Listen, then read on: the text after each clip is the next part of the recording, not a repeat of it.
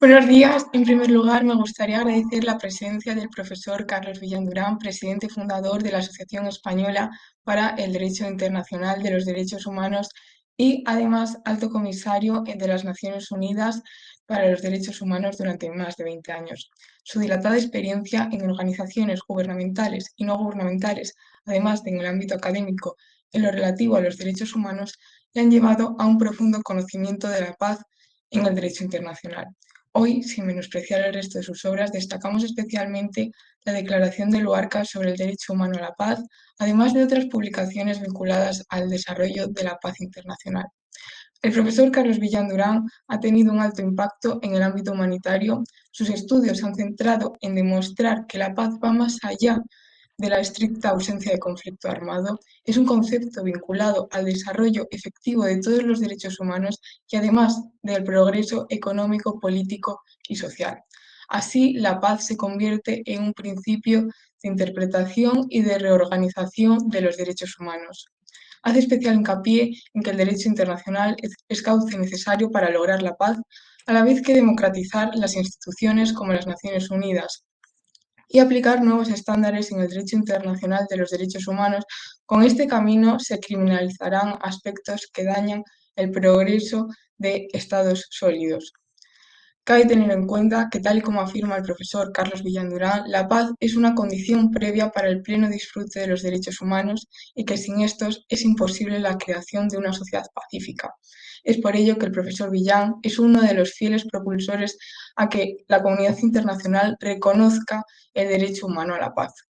A su vez, sus obras resaltan el hecho de que estas reformas en el derecho internacional requieren que los Estados regulen los flujos migratorios mediante el reconocimiento del derecho a toda persona a emigrar. Asimismo, para lograr un cambio progresivo son necesarias nuevas formas de financiación para erradicar problemas como la pobreza y la discriminación. Estamos convencidos de que todas sus contribuciones al desarrollo de la paz cambiarán la forma en la que los líderes gubernamentales se enfrentan a este crítico problema. Estoy segura, además, de que su presentación será tan emocionante como interesante y que todos saldremos de aquí con una nueva perspectiva sobre la necesidad de discutir y promover la paz y la justicia en el mundo actual. Sin más preámbulos, les dejo con Carlos Villandurán.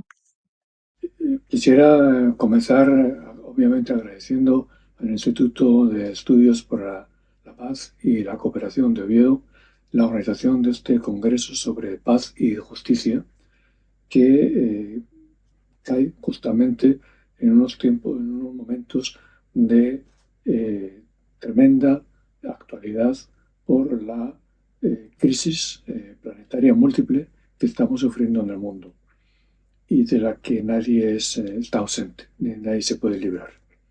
Esa crisis planetaria múltiple ha sido ya diagnosticada hasta por el secretario general de las Naciones Unidas, con ello no digo nada nuevo.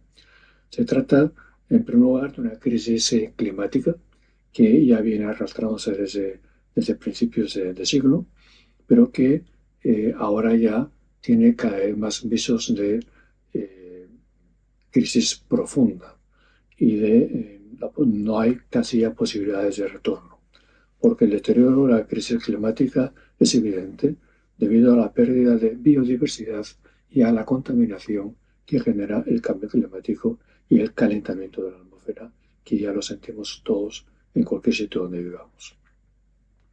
Pero a esa crisis planetaria múltiple se añade, sobre todo en estos últimos semanas, meses, una proliferación de conflictos armados que es alarmante. El propio secretario general reconoce que hay más de 100 conflictos armados abiertos en el mundo. Y esa cantidad es una cantidad tremenda.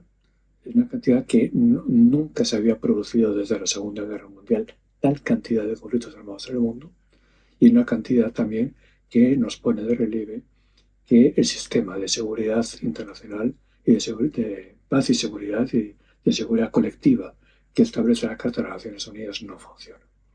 Y no funciona pues porque el Consejo de Seguridad de las Naciones Unidas está virtualmente paralizado. No adopta las decisiones necesarias para imponer la paz o para abrir cauces de negociaciones de paz en los conflictos actualmente existentes. Y si no funciona el Consejo de Seguridad es por una razón muy simple, yo creo que ya todo el mundo la conoce, que es la existencia de los P5 y de su derecho a veto. Los P5 son los 5 estados que ganaron la Segunda Guerra Mundial y que desde entonces se han constituido en una especie de directorio del mundo con su derecho de veto en el Consejo de Seguridad, de manera que si uno de ellos no está de acuerdo, el Consejo de Seguridad no puede adoptar ninguna decisión. En esa impasse, en esa parálisis del Consejo de Seguridad, nos encontramos con más de 100 conflictos armados en el mundo, aunque hoy solamente estemos hablando continuamente del conflicto en Ucrania, que desde luego es el más cercano para Europa, pero no es el único. Ayer, sábado, nos levantamos todos alarmados escuchando las noticias del conflicto eterno entre Palestina e Israel, que se vuelve a recrudecer y ahora mismo hay una guerra abierta que las consecuencias son imprevisibles, pero que es tremendamente alarmante y, claro, por supuesto, lo primero que produce son víctimas y destrucción masiva de infraestructuras. Esos conflictos armados, además, en el mundo, están alimentados por una carrera de armamentos disparada, que es también muy preocupante, y lo que explica la existencia de tantos conflictos armados. Y la carrera de armamentos, en cifras actuales, ya supera los 2.240 miles de millones de dólares al año. El año 2022 se gastó esa cantidad. Y esa cantidad tan ingente de dinero beneficia a unos pocos, y que es la industria militar y armamentista de los Estados Unidos fundamentalmente. Es una industria que está por encima de todos los poderes en Estados Unidos y que es capaz de quitar y poner presidente. Es una industria la que hace imperar el uso de las armas de una manera absolutamente sin control dentro del propio Estados Unidos, y la cantidad de gente que se muere por arma de fuego en Estados Unidos al año es tremenda. Pero no solamente eso, es que es por la fuerza de las armas que Estados Unidos mantiene su imperio del mundo. Y esa fuerza bruta de las armas es lo más contrario al derecho internacional, lo más contrario al multilateralismo y a las reglas básicas de derecho internacional. Bien, ¿y cuáles son esas reglas básicas de derecho internacional? Fundamentalmente la primera de ellas, que dice la Carta de las Naciones Unidas, es la prohibición de utilizar la fuerza o incluso de la amenaza de utilizar la fuerza en las relaciones internacionales. Y por el contrario, la obligación de los estados de arreglar sus controversias por medios pacíficos y de conformidad con el derecho internacional. Bien, esos dos principios básicos sobre los que sustenta la Carta parece que son violados impunemente por una serie de estados, los que mandan en el mundo, los P5 sobre todo, y eso estamos ya en una especie de sálvese quien pueda y en una situación descontrolada. Una situación además como les digo, de crisis generalizada, y esa crisis y esa cantidad de dinero que se gasta en el armamento, además, es que tiene una capacidad de corrupción impresionante. Recuerden ustedes que nuestro rey emérito ha sido corrompido o se ha dejado corromper por la industria armamentista y por las comisiones ilegales que generan la industria armamentista y el comercio ilegal o alegal de armas del mundo. Si nuestro rey emérito ha sido corrompido o se ha dejado corromper, imaginen ustedes por debajo del rey emérito quién está a salvo de la corrupción. Esto también va de la mano con la explicación de por qué estamos en una situación de crisis de la democracia y de los valores democráticos en nuestros países. Nuestros valores democráticos se socavan con la corrupción y se socavan con la falta de representación de nuestros gobernantes y se socavan con el alejamiento del principio democrático básico en la toma de decisiones. Y el principio básico para la toma de decisiones es respetar y consultar lo que dice el pueblo. Y el pueblo está compuesto de hombres y mujeres. Y si el pueblo tuviera voz en las relaciones internacionales, el pueblo diría: no queremos guerras, queremos paz.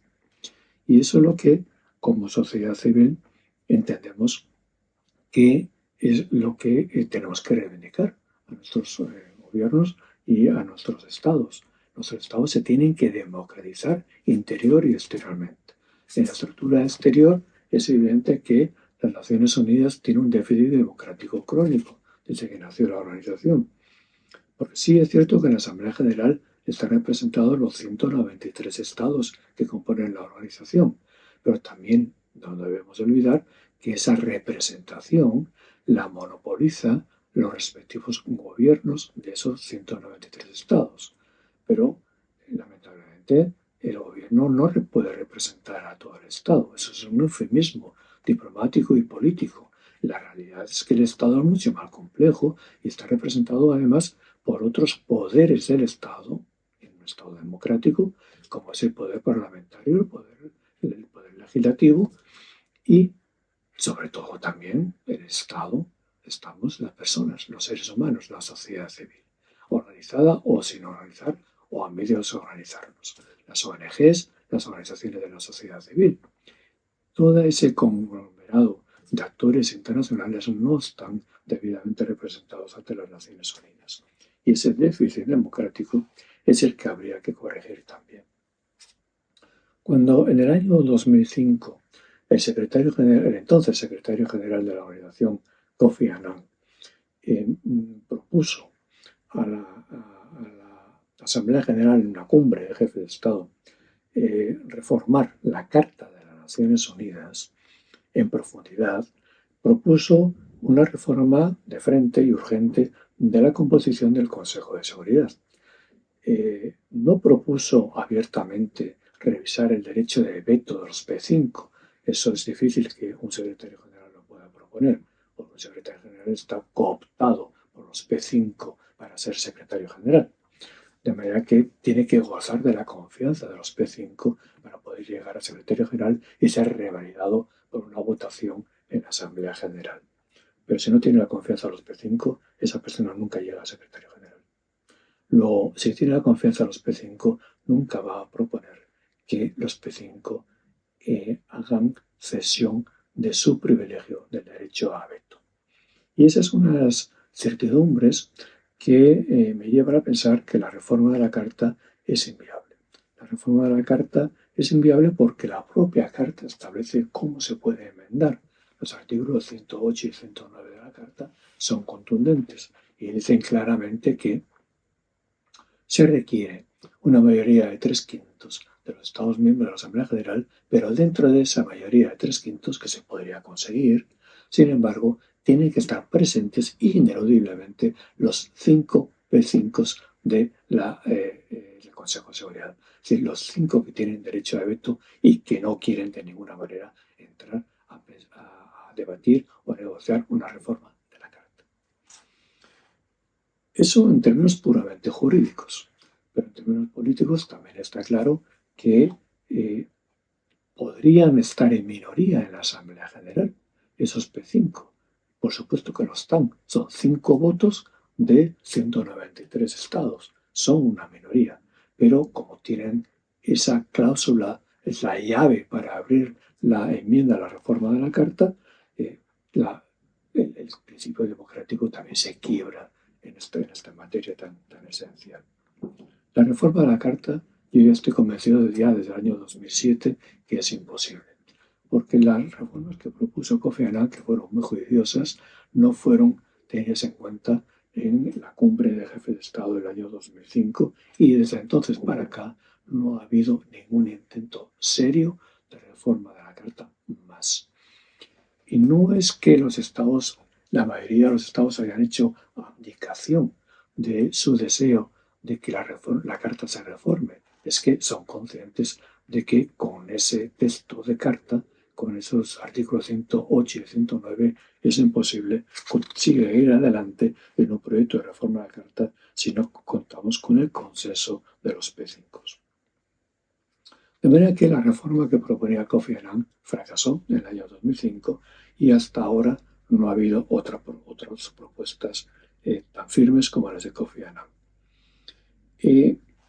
Sí, en el año 2005 se reafirmaron en la cumbre mundial, en la retórica diplomática habitual, se reafirmaron los principios básicos de la Carta de las Naciones Unidas y una promesa vaga de que se reformaría el Consejo de Seguridad, pero sin ningún compromiso concreto.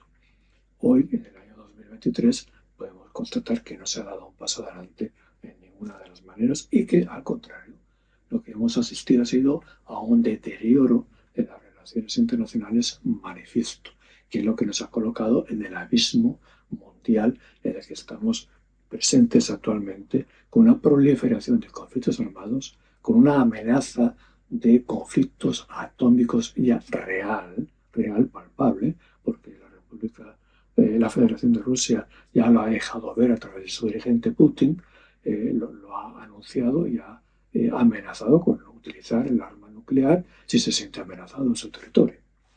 Y no tengan ustedes duda de que Rusia lo haría, como cualquier otro de los P5. De manera que si la amenaza nuclear ya está ahí, si la proliferación de conflictos armados no tiene ya control, si el deterioro de las relaciones internacionales es manifiesto, si las violaciones de la Carta de las Naciones Unidas son también manifiestas, también por la misma naturaleza de las cosas, las violaciones a los derechos humanos y al derecho internacional humanitario son también una moneda corriente en las relaciones internacionales también. Tal deterioro en las relaciones internacionales y tal deterioro en la, en la, en la,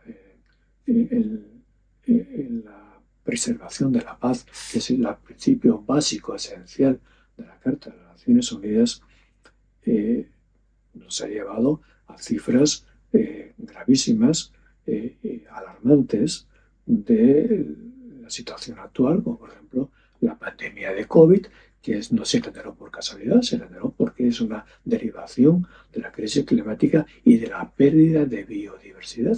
De verdad que el COVID pasó del animal al ser humano de una manera sencilla, en este caso en China, pero pudo haber sido en cualquier otra parte del mundo.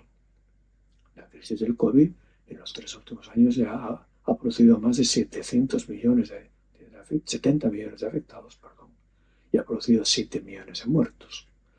Y no es que no haya ya vacunas contra el COVID y posibilidades de curación. Ya no es una enfermedad mortal de necesidad, pero sí lo es para la mitad de la humanidad. ¿Por qué? Para la mitad de la humanidad. Porque esa mitad de la humanidad, es decir, más de 4.000 millones de seres humanos en el mundo, no tienen seguridad pública, no tienen acceso a servicios de salud, no tienen muchos de ellos no tienen vivienda donde refugiarse. Muchos de ellos no tienen acceso ni al agua potable, ni tienen acceso a un medio seguro de alimentación. Luego, eso es la enorme cantidad de extrema pobreza que avanza en el mundo y de hambruna que avanza en el mundo y son ya más de 1.700 millones de seres humanos en el mundo que están en situación de extrema pobreza. La extrema pobreza es una situación tan grave que significa denegación esencial y generalizada de todos los derechos humanos básicos del ser humano internacionalmente reconocidos, empezando por los derechos económicos, sociales y culturales. Hay 1.800 millones de seres humanos sin vivienda digna. Hay 4.100 millones de seres humanos sin protección social. A pesar de estas cifras, la comunidad internacional, sin embargo, se ha puesto de acuerdo para elaborar unos objetivos de desarrollo sostenible cara al año 2030, de los cuales yo creo que todos hablamos y todos conocemos, los objetivos de desarrollo sostenible para el 2030, el 2030. Esos 17 objetivos de desarrollo sostenible que fueron adoptados ya en el año 2015 por la Asamblea General de las Naciones Unidas, a día de hoy, con cifras actuales del mes pasado, del mes de septiembre, proporcionadas por el propio secretario general de las Naciones Unidas, el avance es tan exiguo que el secretario general ha dicho que los avances son claramente insuficientes en el 50% de las metas de los Objetivos de Desarrollo Sostenible y que ha habido un retroceso neto en el 30% de esas metas. Y en ese 30% se incluye no el avance, sino el retroceso en el combate a la extrema pobreza, al hambre y al cambio climático. De manera que seguimos abocados a una crisis sin precedentes. Estamos ya al borde del abismo y hay más de 100 conflictos armados en el mundo, además de la guerra de Ucrania. La mayoría de ellos perfectamente evitables.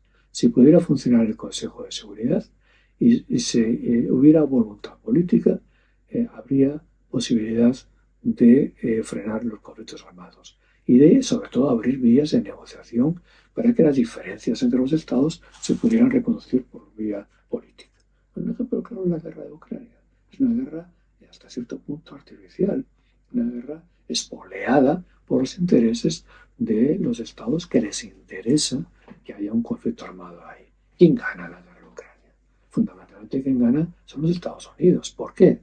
Porque quien está ganando dinero ahí a manta es su industria militar y armamentista, que vende armas a todos los combatientes o a terceros estados, como son los estados europeos, para que a su vez se pongan en manos a Zelensky, a Ucrania, para que pueda combatir contra la Federación Rusa. Pero por otro lado tenemos a la Federación Rusa también, que está tremendamente rearmada y que sobre todo tiene arma nuclear. Si se sentaran en una mesa de negociación real, los dos contendientes podrían llegar a un acuerdo con relativa facilidad.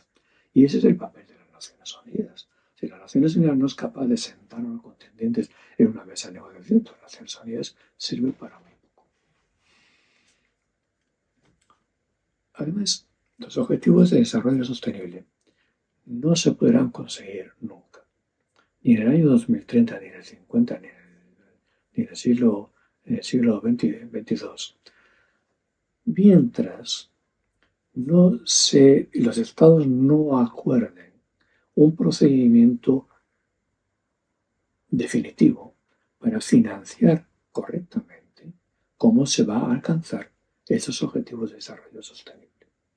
Y la financiación del desarrollo de los pueblos lo dicen hasta los textos jurídicos de las Naciones Unidas. La Declaración sobre el Derecho al Desarrollo o la Convención, el proyecto de Convención sobre el Derecho al Desarrollo de las Naciones Unidas, que es todavía un proyecto de convención, pero que se acaba de presentar al Consejo de Derechos Humanos, dice meridianamente claro, y la declaración ya del año 87, fíjense si ya hacía tiempo que no está la cosa bien definida, dicen clarísimamente que se podrá financiar el desarrollo económico y social de los pueblos cuando los estados vayan a un proceso real de desarme y empiecen a gastar menos dinero en armarse y en rearmarse y en la compraventa de armamentos en el mundo, incluidas las armas atómicas y las armas de destrucción masiva, pero también las armas convencionales.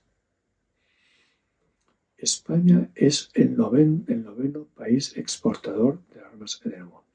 Es un negocio.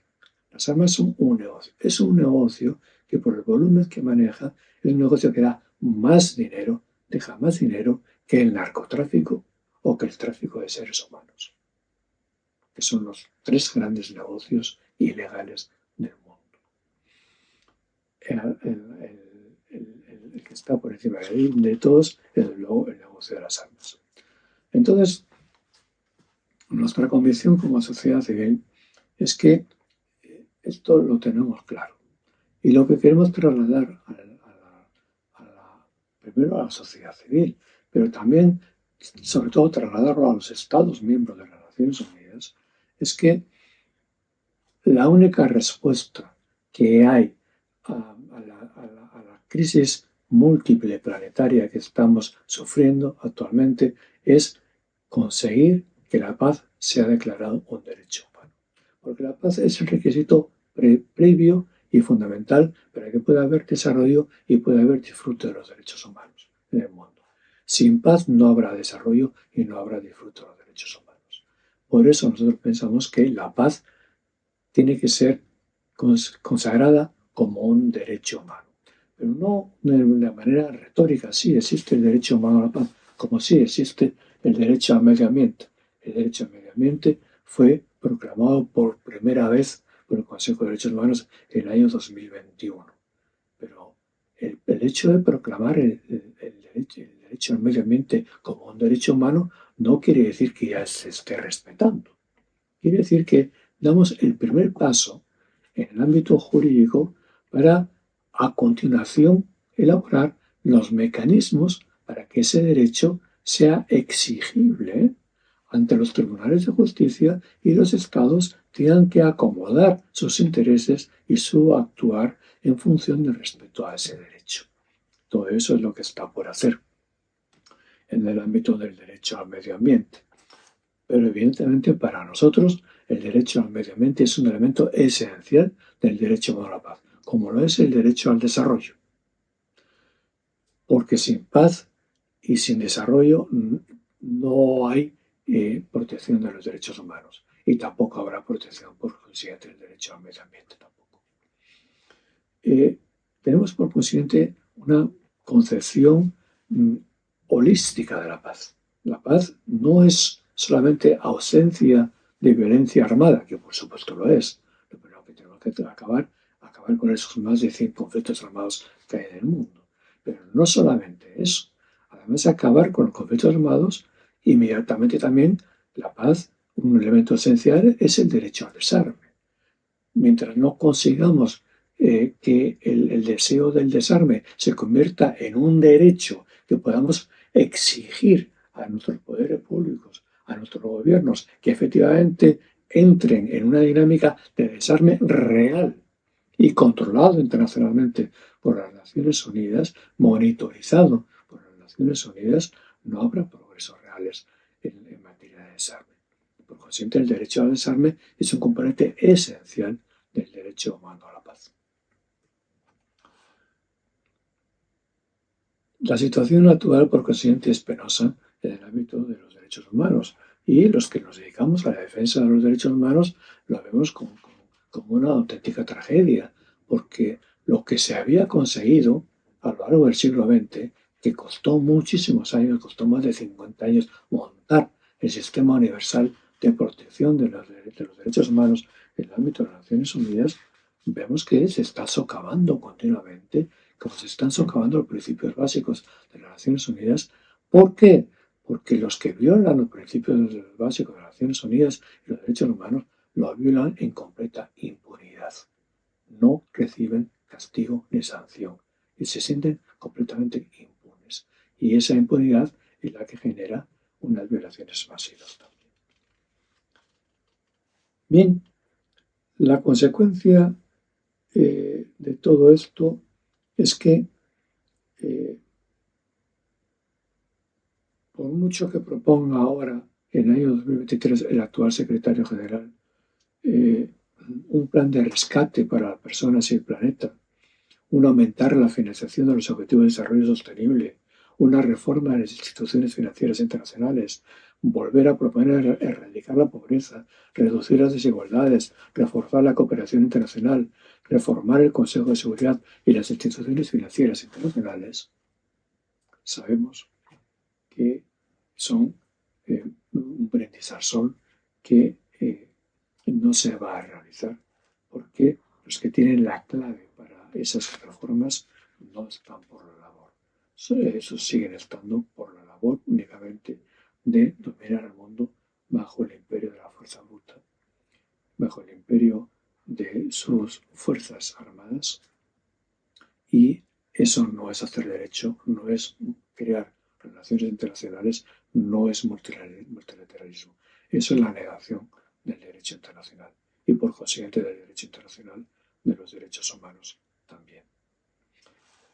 Nosotros por consiguiente como sociedad civil proponemos el derecho humano a la paz.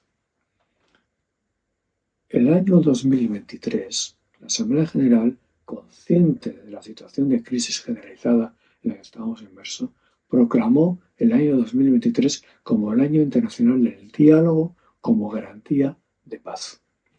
¿Qué razón tenía la Asamblea General? ¿Y qué conscientes eran los 193 Estados miembros de la Asamblea General para proclamar este año? ¿Ha habido diálogo en el año 2023? ¿Ha habido diálogo entre los contendientes en los más de 100 conflictos armados? No ha habido diálogo. ¿Ha habido diálogo para arreglar el conflicto de Ucrania? No ha habido diálogo. Ha habido simplemente una exacerbación del conflicto. ¿Quién gana? Estados Unidos. ¿Quién pierde en la guerra de Ucrania? Pierde Europa. Europa está profundamente dividida. Europa tiene que incorporar la Federación Rusa en cualquier construcción de una unidad política europea real. Con esa fosa que se está abriendo a la guerra de Ucrania, estamos a años luz de conseguir una Europa política unificada con la Federación Rusa. Estamos generando unos odios y unos problemas que no teníamos hace 20 años, y hace 15 años, ni hace 10 años, ni hace 5 años con la Federación Rusa. Angela Merkel, conservadora, líder de Alemania, lo tenía muy claro, quizás porque venía de la RDA, de la antigua RDA. Angela Merkel sabía que la construcción de Europa requería mantener vínculos muy estrechos con la Federación Rusa, y así hizo Angela Merkel. Angela Merkel brindó las posibilidades para que la Federación Rusa alimentara con gas y petróleo a toda la industria alemana y el resto de Europa también. El petróleo y el gas ruso manaban y entraban a buen precio en Alemania, y eso supuso un aumento en la productividad, en las relaciones económicas y en el poder de Alemania y de Europa. ¿Por qué? Los conductos de petróleo y de gas del Mar del Norte fueron volados por los servicios secretos de Estados Unidos y de Noruega en una acción conjunta que oficialmente todavía no han reconocido, pero que todo el mundo sabe que es cierto. Pues porque a Estados Unidos le interesaba dinamitar, literalmente, las relaciones económicas entre Alemania y la Federación Rusa. Y efectivamente las dinamitó y colocó a Alemania en las manos de Estados Unidos. Y es hoy el actual canciller Scholz el que está en manos de Estados Unidos, y ahora recordamos con nostalgia a Angela Merkel. Europa está en manos de Estados Unidos y en manos de la OTAN. La OTAN es el instrumento militar de los Estados Unidos en las relaciones internacionales. Y en la cumbre de Madrid del año pasado, vergonzosamente para nosotros los españoles, cambió completamente su orientación geoestratégica y se convirtió de una organización defensiva de los estados occidentales europeos en el ámbito del continente europeo, cambió a poner todo su interés, porque lo quería Estados Unidos, en el área del Pacífico. ¿Por qué? Porque le interesa el conflicto real que tiene Estados Unidos, que no es Rusia, sino que es China. Ese es el enemigo real de Estados Unidos, porque China, en términos económicos, ya es superior a Estados Unidos. Y lo que le interesa a Estados Unidos es rodear a China de una serie de bases aeronavales y de presencia militar de la OTAN en el Pacífico, completamente al margen y afuera de los intereses que eran propios de la OTAN cuando nació la OTAN, simplemente porque le interesa a Estados Unidos tener ahí a la OTAN como fuerza disuasoria militar contra China. Bien, el Año Internacional del Diálogo como garantía de paz no está favoreciendo que se generalicen las negociaciones de paz. Estados Unidos mantiene su imperio por la fuerza bruta de las armas, y nosotros, como defensores del derecho a la paz, mantenemos que La paz necesita el derecho al desarme, la reforma del Consejo de Seguridad y necesita afirmar el derecho al desarrollo a través de una convención que genere obligaciones específicas para los estados que establezcan cómo se debe financiar ese desarrollo y es evidente que se debe de financiar con el producto, esa ingente cantidad de millones de dólares, de miles de millones de dólares que generaría el desarme real. Y por supuesto, el derecho al medio ambiente. Tiene que ir de la mano también. ¿Es posible la reforma de la Carta? Pues no. Yo ya en el año 2007 yo ya me manifestaba convencido de que era imposible. Además, hay datos muy preocupantes. Y es que la Organización de las Naciones Unidas, yo que la he vivido desde dentro, me he desempeñado como 22 años como miembro de la oficina del Alto Comisionado de las Naciones Unidas para los Derechos Humanos, yo cuando me jubilé salí convencido de que la reforma ya no era posible. ¿Por qué? Porque la organización, la Secretaría, está gangrenada por dentro. Y eso ya es una preocupación muy seria y eso ya es muy preocupante. ¿Por qué está gangrenada la organización? ¿Cuáles son los síntomas de esa gangrena interna de la Secretaría? Bueno, en primer lugar, por la excesiva burocratización de la organización.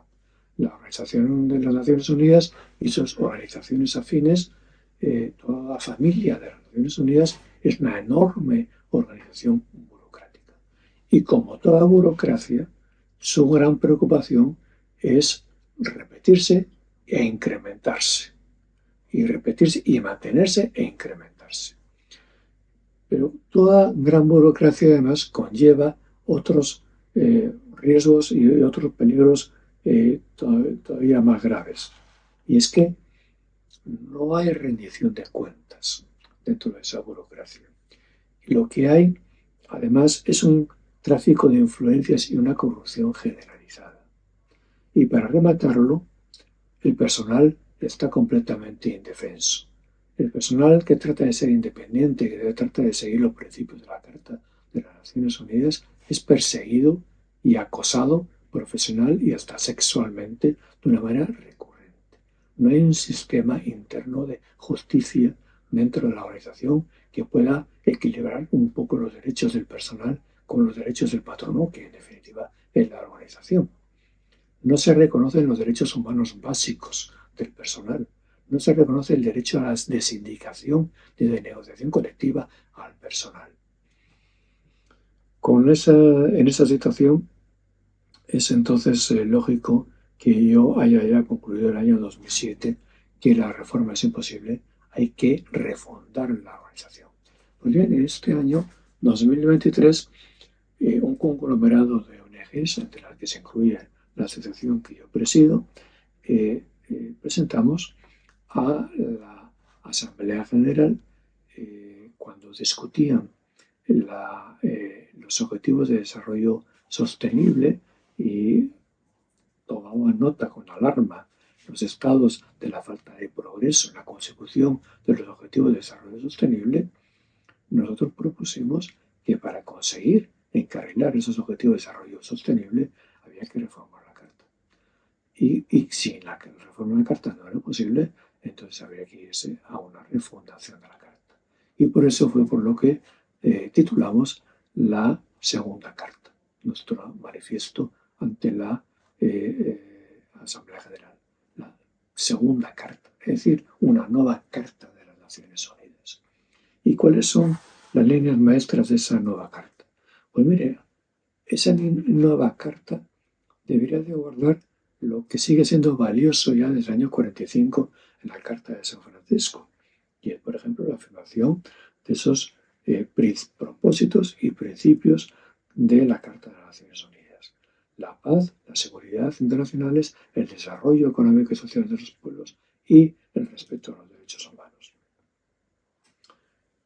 Pero a diferencia de la Carta actual, tendrá que establecerse un sistema no de cooperación de Estados soberanos, sino de integración de Estados a favor de competencias soberanas que se debieran de dar a la nueva organización mundial.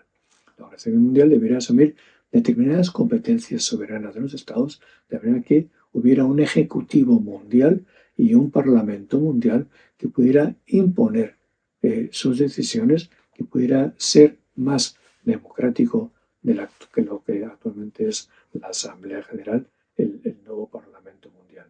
Y para ello, el Parlamento Mundial, el, el, el Ejecutivo Mundial, tendría que tener una composición tripartita, es decir, que estuviera representado los estados por partes iguales, por tercios, un tercio de los gobiernos, un tercio los parlamentos nacionales y otro tercio la sociedad civil o las ONGs. Es algo realmente necesario. Esa nueva composición es lo que sería revolucionario con respecto a la Carta actual. Y además, el principio de subsidiariedad, bueno, por supuesto, el principio de prohibición del uso de la fuerza debería ser absoluto. Pero ese principio de prohibición del uso de la fuerza debía de ir acompañado de su correlato necesario, que es la abolición progresiva de los ejércitos, de las Fuerzas Armadas por parte de los estados. Si no hay abolición de los ejércitos, si no hay desarme real entre los estados, nunca habrá un respeto real del principio de la prohibición de la fuerza, del uso de la fuerza.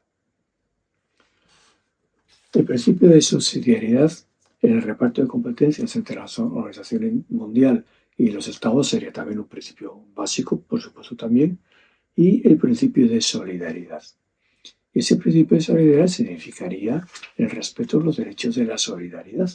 Derecho a la solidaridad, como son el derecho al desarme, el derecho al desarrollo, el derecho al medio ambiente y, por supuesto, también, claro, el derecho humano a la paz. Estos son los derechos de la solidaridad.